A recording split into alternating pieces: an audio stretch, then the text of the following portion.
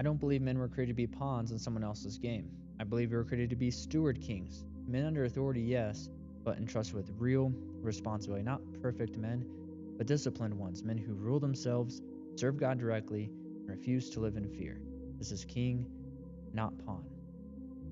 I had a moment this week, and it wasn't really like a bad moment or anything. It was actually a pretty good one.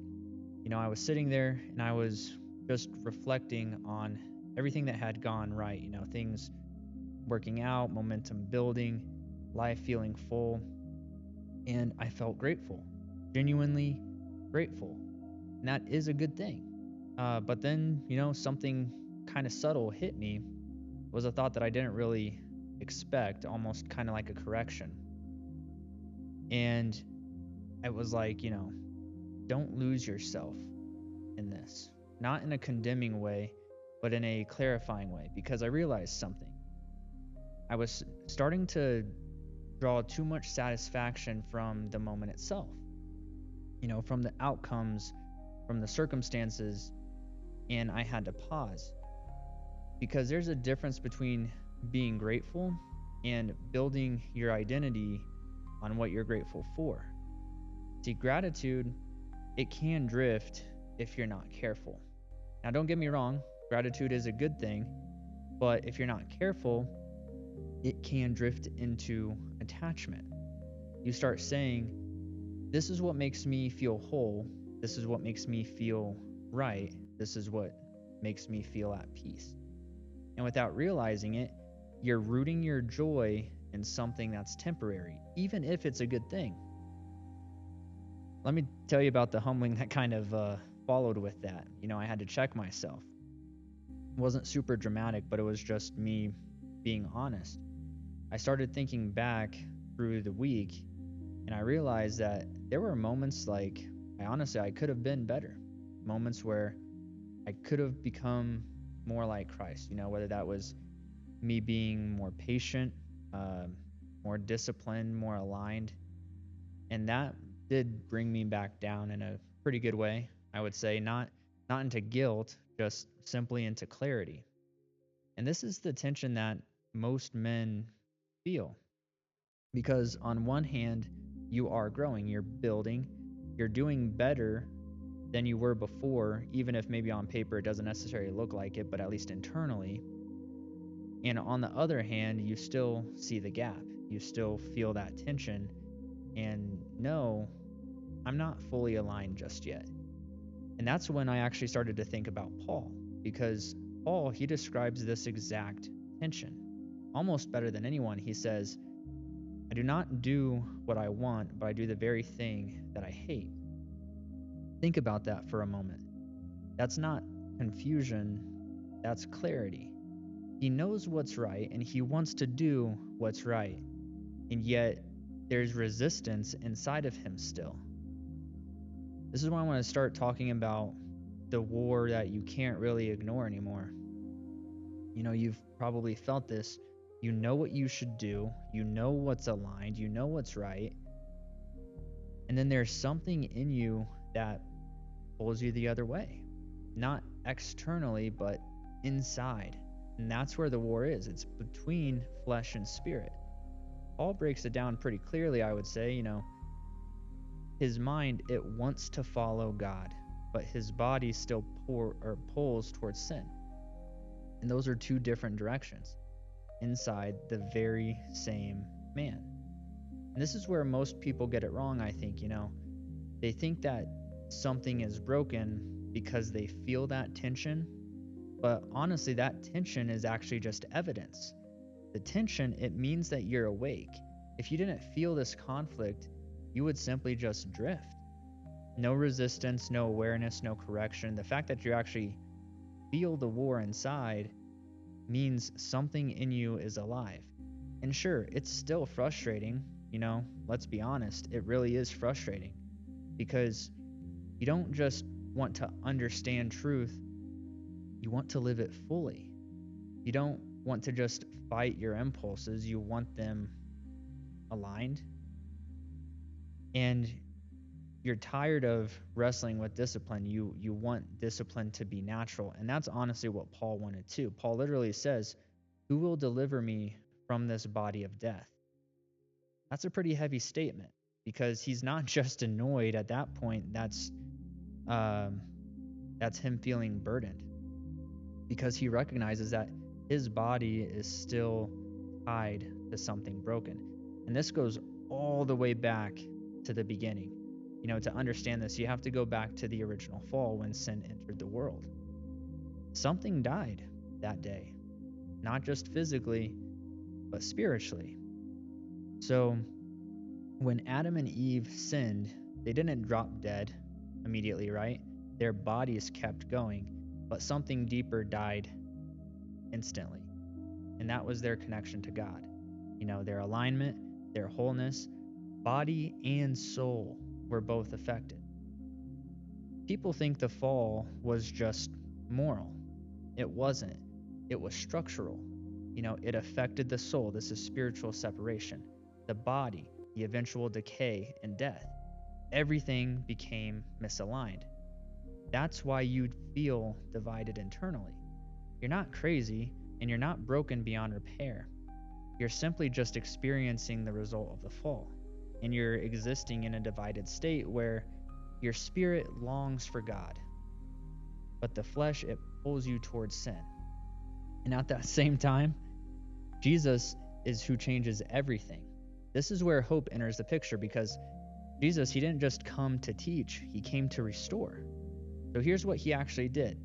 Through his life and through his sacrifice, he brought our spirit back to life. He reconnected us to God. He restored that internal alignment at the soul level, but not fully yet, because your body or your spirit can be alive while your body is still fallen. And that's where that tension is.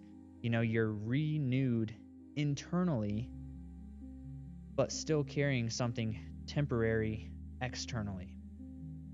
Kind of like living in between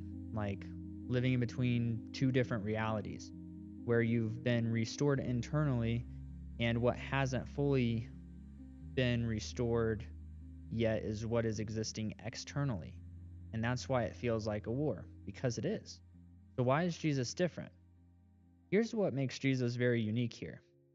Jesus, he didn't just have a perfect soul, okay? He had a perfect body too. The resurrection matters here because after Jesus was crucified, he didn't come back as something new. He came back in literally the same body, same scars, same physical form. So why is that important? Well, it's because it shows us something super powerful that I think a lot of people miss. His body was already perfect. It did not need to be replaced. It was already aligned. That actually right there confirms that he was who he said he was. And that's not just symbolic, that's proof. He wasn't just spiritually perfect, he was fully perfect, body and soul. That's why he could do what he did. That's why there's hope for you. And this is where it all comes together, because what Jesus has, you're also promised. Right now, your spirit is in the process of being restored, but your body is still temporary, still affected by the fall. That's why you still feel that tension. But it's not going to be that way forever, because one day your body will be made new. This is the glorified body. No corruption, no misalignment, no internal war. Okay, so if you feel the tension, if you feel the pull, you feel the frustration of not being fully aligned, understand something, okay? Because that's not failure. That's just the current state of being human. Don't let this struggle discourage you. Let it refine you, because the war inside you is proof that something in you is alive. You're not broken because you feel the war. You're simply just awake. So, now that you understand the war, the question becomes, what do I do about it? Because awareness alone doesn't change anything. You can understand the tension, you can recognize the pull, you can even agree with everything Paul said and still live the same way. There's a man who understands this perfectly.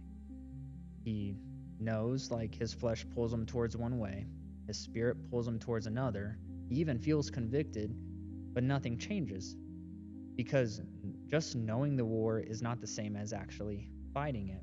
And here's the lie that most men sadly believe. If I just understand this better, I'll naturally change. That's just not true. Understanding doesn't remove the flesh, it exposes it. And the flesh, it doesn't negotiate. Your flesh, it doesn't really care what you know, it doesn't care what you believe.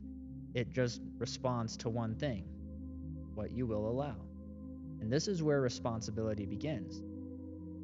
You cannot control that the flesh alone exists, but you are responsible for what you feed, what you entertain, what you tolerate.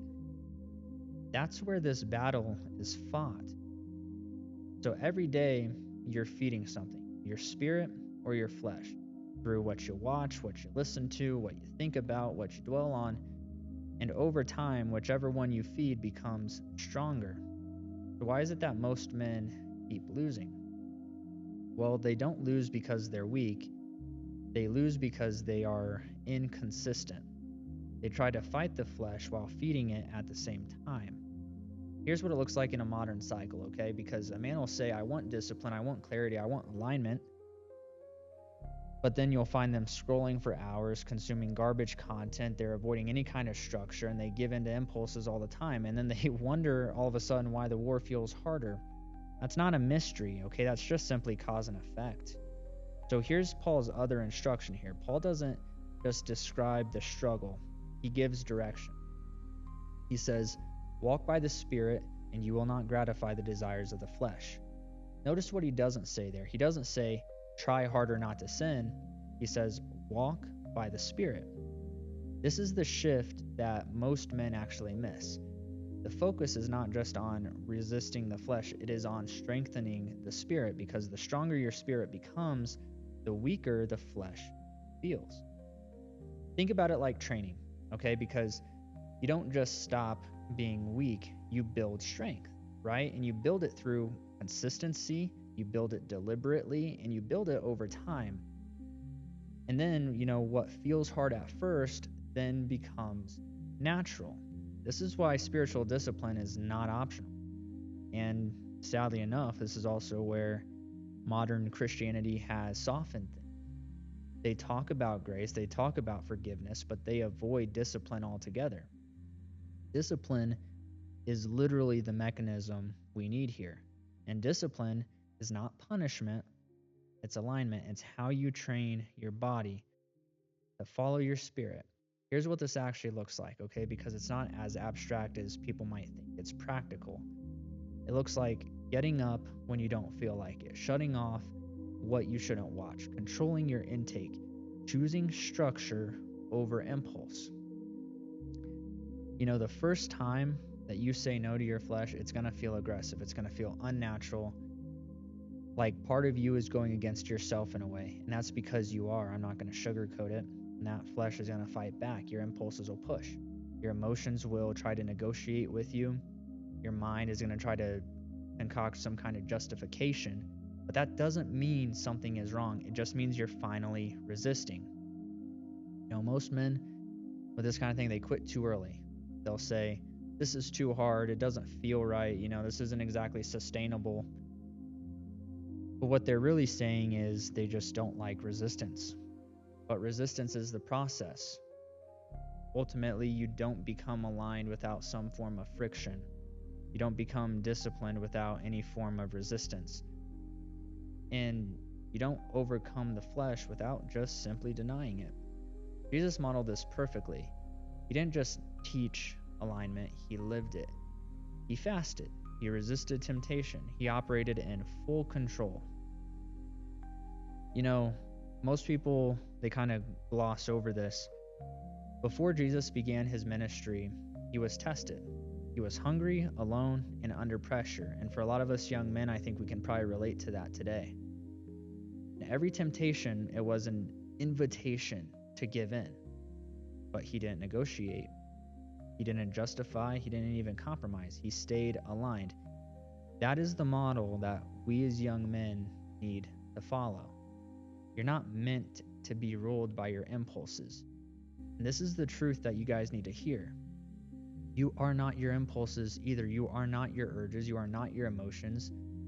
But you are responsible for them. They exist. They do not define you. What defines you is what you do with them. And there's always a moment before the decision is made where you can choose. Not after, not during, but before. And that moment is small, it's quiet, and it's easy to ignore. But this is where the war is actually won, contrary to popular belief. Small wins over the course of time, they build authority. Every time you choose alignment, you build authority over yourself. Every time you give in, you weaken it. This is kingship. You know, a steward king, he doesn't wait to feel right. He chooses what's right consistently, even when it's uncomfortable. The goal here, guys, is not perfection. We'll never be perfect, okay? Not in this body, anyway. That's not the goal here either. The goal is just simply direction. Are you moving towards alignment or are you moving away from it? That's the question. Because direction, it compounds. Small decisions repeated daily, that becomes your identity. So here's the future reality. One day this war is going to end.